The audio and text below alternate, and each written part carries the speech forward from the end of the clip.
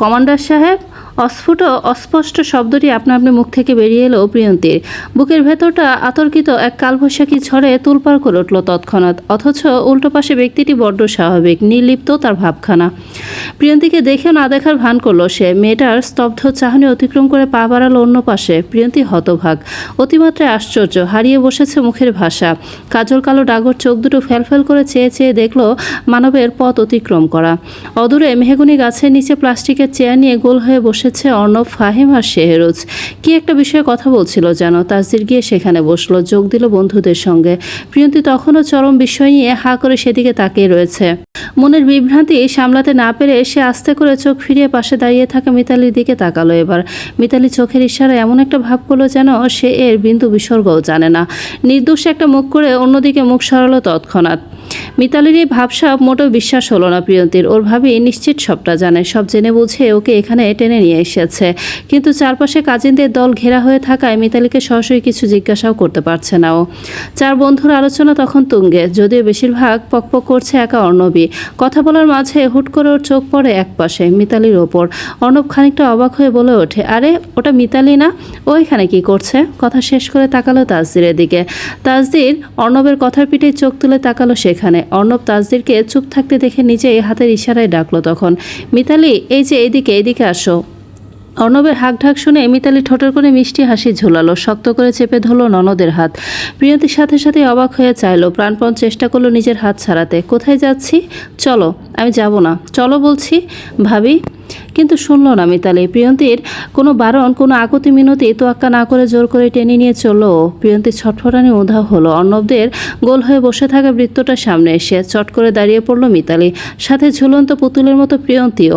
অর্ণব বিষম খাওয়ার মতো চমকে উঠল সহসা, ছানা বড়া চোখে চেয়ে বলল, তুমি এখানে কি করছো মিতালি? কার সঙ্গে এসেছো এখানে? মিতালি হেসে সহজ গলায় জবাব দিল, কনের ভাবি হই আমি। ভাইয়া? অর্ণবের মুখটা দেখার মতো হলো তখন। চোখ কপালে তুলে তাজ্জব হয়ে বলল, কি? বিষম খেয়ে বসলো বেচারা অর্ণব। অবিশ্বাসে তাসজিরের দিকে তাকালো। ওর মাথায় কিছুই ঢুকছে না। চোখের পলক না ফেলে তাসজিরকে উদ্দেশ্য করে বলে উঠল, কি রে, ব্যাপার কি? কনের ভাবি মানে? তুই কি আগে থেকেই জানতিস নাকি? জানলে আমাদের বলিসনি কেন? তাসজির একদম শান্ত স্বাভাবিক, লোকটার চেহারা বিন্দুমাত্র বিস্ময় নেই। অর্ণবের নজর গিয়ে পড়ল মিতালির পাশে কাচুমাচু হয়ে মাথা নিচু করে দাঁড়িয়ে থাকা মেয়েটার ওপর। বিস্ময়ভূত চোখগুলো ছাড়ালো এবার বিস্ময়ের মাত্রা। অত্যাধিক আশ্চর্য হয়ে চেয়ে রইল শুধু। পরপর তাকালো পাশে বসে বন্ধুর পানে। তাসজির আর চোখে চেয়েছিল প্রিয়ন্তীর দিকে। অর্ণব চাইতে এই চকিতে দৃষ্টি সরালো সে। অর্ণব সেসব পরখ করে ঠোঁট কামড়ে ধরল। শুনতে পেল ও আমার ননদ প্রিয়ন্তী। এবার অর্ণব পুরোপুরি নিশ্চিত হলো। মেয়েটার নাম শুনতেই সমস্ত জড়তা কাটল ওর। পাল্টালো মুখের ভাব, অগোচর বাঁকা হাসলো সে। একগাল হেসে বলে উঠল, আরে মিস প্রিয়ন্তী, আপনি দেখি তাহলে আমাদের বিয়ান সাব। বাহ, আসুন বসুন, আমাদের সাথে পরিচয় করিয়ে দিই।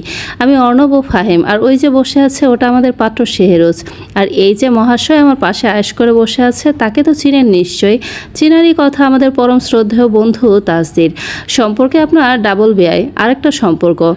মুখের কথা মুখেই ঝুলে রইল। পায়ের ব্যথায় গিলে ফেলল কথাটুকু। ব্যথায় চেহারা নীল হয়ে গেছে অর্ণবের। তাসজির চোখের ইশারায় মিতালিকে সরে যেতে বলল। ভাইয়ের ইশারায় মিতালি দ্রুত প্রিয়ন্তীর হাতটা শক্ত করে চেপে ধরে বলল, চল প্রিয়, ওপাশে কাজিনরা ডাকছে। প্রিয়ন্তীকে সেখান থেকে টেনে নিয়ে গেল মিতালি। ওরা চোখের আড়াল হতেই অর্ণব এবার ব্যথায় কুঁকড়ে উঠল। আহ, এই শালা পা ছাড় দিয়েছে আমার নরম তুলতুলে পাটা চ্যাপটা করে। তাসজির বিরক্তিতে পা সরিয়ে নিয়ে পকেট থেকে ফোন বের করলো। আগের মতো নির্বিকার ভঙ্গিতে আঙুল চালাতে লাগলো স্ক্রিনে। অর্ণব এক হাতে পা ডলতে ডলতে কৌতূহল নিয়ে তাসজিরের মুখের কাছে ঝুঁকে এলো কিঞ্চিত। ইনিই কি তিনি? তাসজির স্বভাবতই চুপচাপ গম্ভীর হয়ে ফোনে ব্যস্ত রইল কেবল। পাশ থেকে ফাহিম চট করে বলে উঠল, উনি কি তিনি মানে? অর্ণব হাতের ইশারায় ফাহিমকে এক প্রকার ধমকে উঠে বলল, তুই চুপ থাকতো, মাঝখানে একদম নাক গলাবি না। আমি যাকে বলছি সে ঠিকই বুঝেছে। এরপর আবার তাসজিরের দিকে তাকিয়ে তাগাদা দিল ওকে। এই বল, ইনিই কি তিনি? তাসজির ফোনের স্ক্রিনে চোখ রেখেই নিম্নস্বরে জবাব দিল, হ্যাঁ।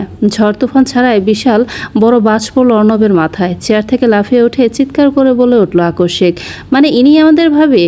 তাসজির অর্ণবের হাত ধরে টেনে ধরে সজোরে চেয়ারে বসিয়ে দিল ওকে। কড়া চোখে তাকিয়ে শক্ত গলায় বলল, হ্যাঁ আস্তে, চারপাশে মানুষজন আছে, শুনতে পাবে। তাজ্জব হয়ে চোখ দুটো বড় বড় করে বলল অর্ণব, শুনতে পাবে মানে? আরে ভাই, এটা তো নিজের বউ, মানুষজন শুনতে পেলে তোর কিসের সমস্যা? আর সবচেয়ে বড় কথা, বউ যদি এই ভিটার পাশে শ্বশুরবাড়িতে থাকে, তবে তুই শ্বশুরবাড়িতে না উঠে আমাদের সাথে এখানে এসে কেন বসে আছিস? তাসদির ফোনের স্ক্রিন থেকে চোখ না সরিয়ে বরফ শীতল গলায় উত্তর দিল, কারণ মিতালি ছাড়া আপাতত এই ব্যাপারে আর কেউই কিছু জানে না। কি? ফাঁকা ঢুক গেল অর্ণব। বিভ্রান্তিতে নড়ে চড়ে বসলো। কোনো হিসাব নিকাশে ওর মাথায় মিলছে না আপাতত। আমতা আমতা করে বলল, মানে বিয়ে করেছিস, নিজের মুখে বউ বলে স্বীকার করছিস, অথচ আবার ঠান্ডা মাথায় বলছিস মিতালি ছাড়া আর কেউই কিছু জানে না। এই, তুই কি মেয়েটাকে কিডন্যাপ করে তুলে নিয়ে গিয়ে জোর করে বিয়ে করিসনি তো আবার? ফাহিমা শেহরুজ দুজনে হাঁ করে অর্ণবের কাণ্ড কারখানা দেখছিল। অর্ণব হাত পা নেড়ে তাসদিরের দিকে আঙুল উঁচিয়ে আবার বলে উঠল, এখন বুঝলাম, এই জন্যই তো বলি সেদিন মাঝরাতে তুই আমার ঘুম বিসর্জন দিয়ে কেন ওনার জীবনী নিয়ে পড়েছিলি। এই ছিল এর পিছনে। নিজের বুদ্ধি আর ঘুম বিসর্জন দিয়ে বায়োডাটা কালেক্ট করলাম বন্ধুর কিডন্যাপের জন্য। ফোর্স জানলে থাকবে, আর এই চাকরি।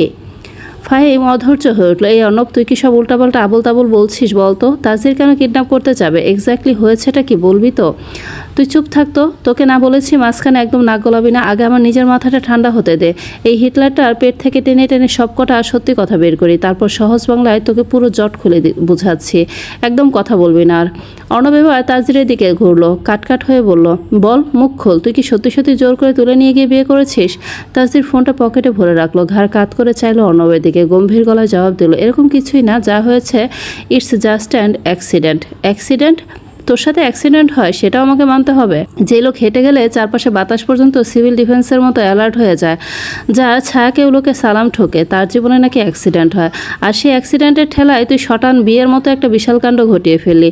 এটা আমাকে বিশ্বাস করতে হবে? এটা অ্যাক্সিডেন্ট নাকি তুই নিজে দাঁড়িয়ে প্ল্যান করে অ্যাক্সিডেন্ট ঘটিয়েছিস? কোনটা? ফাহিম অর্ণবের জামার হাতা ধরে টেনে বলল, আহা অর্ণব, তাসদির যখন বলছে ওটা একটা অ্যাক্সিডেন্টাল পরিস্থিতি ছিল, তখন এত পেঁচাচ্ছিস কেন? বাদ দে না। তুই ওকে চিনিস না ফাহিম, ওকে আমি হারে হারে চিনি। এই হিটলারের মাথার ভেতর কী টাইপের নিউক্লিয়ার বোমা ঘোরে তুই তার 1%ও জানিস না। আমি এটা ইহজন্মে বিশ্বাস করব না। বল, সত্যি করে বল, কি চাল চেলেছিস তুই? কি করেছিস মেয়েটার সাথে? তাসদির এবার চোখের চাউনি খানিকটা কড়া করলো, কপালে সামান্য ভাঁজ ফেলে ধমকে উঠলো এবার। অর্ণব, থামবি তুই? মুখ বন্ধ কর। না, থামবো না। মানলাম আমাদের ভাবি দেখতে মারাত্মক সুন্দর, মানে একদম রূপকথার পরীর মতো মায়াবী চেহারা। তাই বলে তুই আনকন্ট্রোল হয়ে মেয়েটাকে ডাইরেক্ট তুলে বিয়ে করে ফেলবি? এতটা অধৈর্য কবে থেকে হলি তুই তাসদির? তাসদির এবার ধীর স্বরে দীর্ঘশ্বাস ফেলে সোজা হয়ে বসলো। অর্ণবের এই অনবরত ফালতু অনুমান আর বকবকানি ধৈর্যের সীমা ছাড়াচ্ছে ওর। ধারালো কণ্ঠে বলল, আমি নিজেকে কখনো আনকন্ট্রোল করি না অর্ণব, আর কাউকে তুলে নিয়ে গিয়ে বিয়ে করার মতো লেম চিন্তা ভাবনাও আমার নেই। পরিস্থিতি এমন ছিল যেখানে বিয়েটা করা ছাড়া আর কোনো অপশন ছিল না।